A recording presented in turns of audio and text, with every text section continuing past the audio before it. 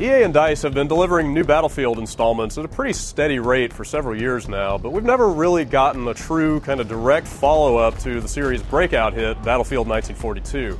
That's finally changed now that the series has gone back to World War II with the new downloadable sequel, Battlefield 1943. Now, this is kind of a condensed version of Battlefield with some of the non-essential elements sort of stripped out of the core gameplay, but DICE has really kept in all the things that actually matter to the experience, and they've delivered a fantastic and focused Battlefield experience on the cheap. This new game is set solely in the Pacific theater of World War II, and you've got 3 classic maps that are taken straight out of 1942.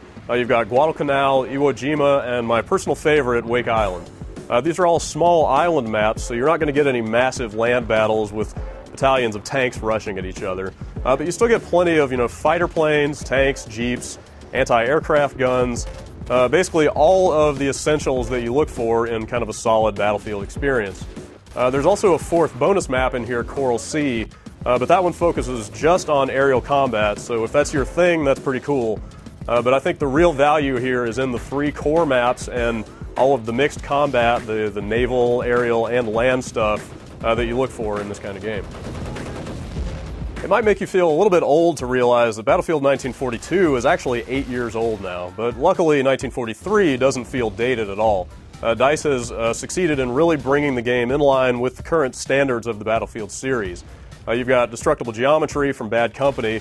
That makes it a lot harder for enemies to camp out inside the buildings that are around each control point. And frankly, it also makes it a lot more fun to drive tanks around because you can just plow straight through trees and fences now instead of getting stuck on that geometry. You've also got all the squad spawning options that have crept into the Battlefield series over time. Those basically make it easier for you to kind of link up with your friends on the battlefield. You can spawn right into their vehicles. It makes it a lot easier to communicate with them and stick together as a unit when the action gets crazy. And while there are no bombers that you can fly yourself in 1943, there is a pretty cool new air raid feature that lets you jump into a set of bombers and decide when to lay a carpet of destruction across the enemy base.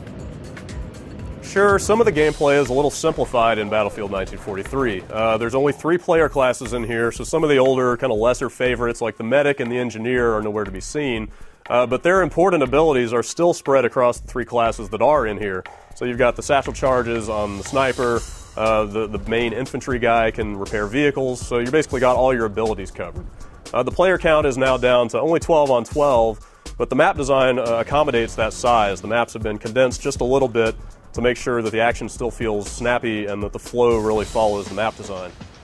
What I'm trying to tell you is that you shouldn't think by any means this is a dumbed-down Battlefield experience. On the contrary, 1943 really feels like it's been streamlined to work well on a console and still retain that style of team-based combat that you're looking for in a Battlefield game. Honestly, $15 really is a fair price for such an exciting and well-rounded multiplayer experience.